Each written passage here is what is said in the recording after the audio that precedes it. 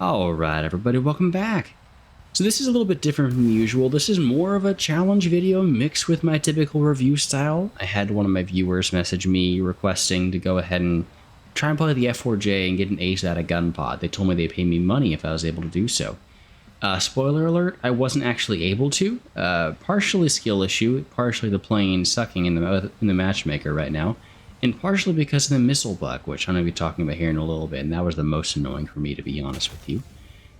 But first and foremost, why am I LARPing? Well, in case you didn't know, US Navy Phantoms never carried a gun.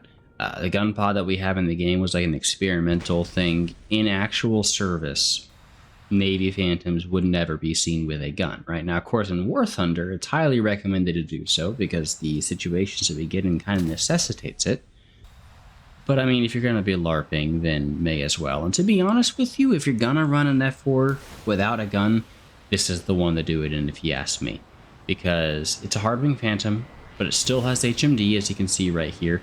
It still has AIM-7Fs, it still has pulse Doppler and everything else, and overall pretty good.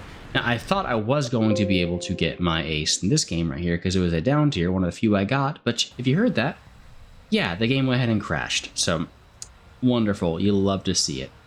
Now, just because you don't have a gun, that doesn't mean you aren't able to do the really close-up shots. The AIM-9Gs do have a massive seeker head, and with their radar slaving and the HMD, you're able to pull off some super close-range shots, just like that right there against the F-16.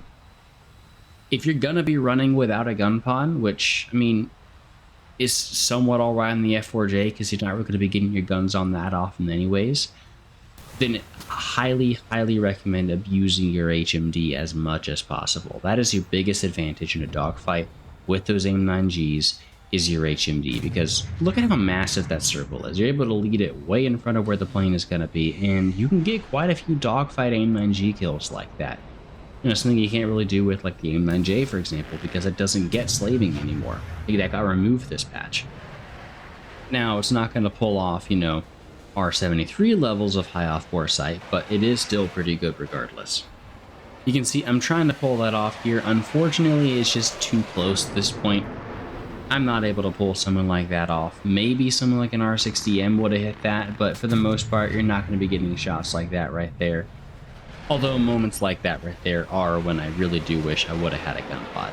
I do manage to collect this Mirage 2000 right here, just fire a missile from like 0.2 behind him. There's no way he was going to flare that regardless. And you are able to get some stuff just like that right there. But to be honest, this plane already isn't the most meta jet anymore. 11.3 is a terrible matchmaker. I'm going to be honest with y'all, it is currently 2:45 in the morning for me. I released my videos at 8:30.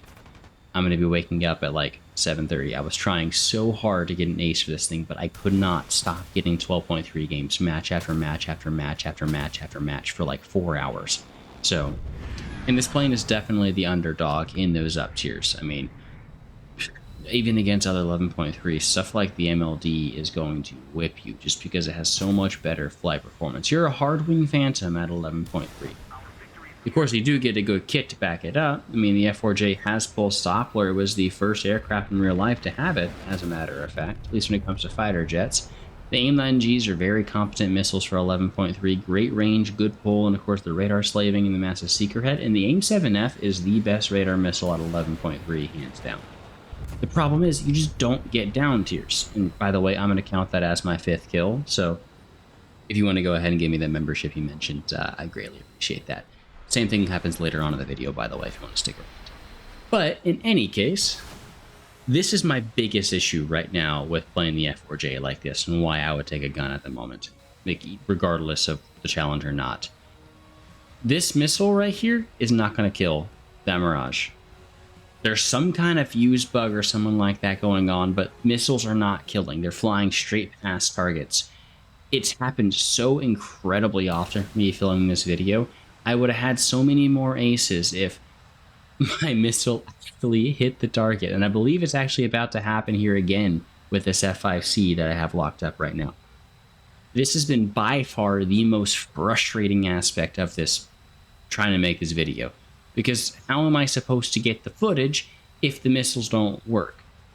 I really, really, really hope they get this fixed soon because it is crippling top tier gameplay. I had it happen with like my pythons, for example, my Kafir C2 video, and I thought it was just me, you know, missing the target or whatever, but no, the missiles are just not killing. I watched them flying past and just not doing it. I got no idea what's going on.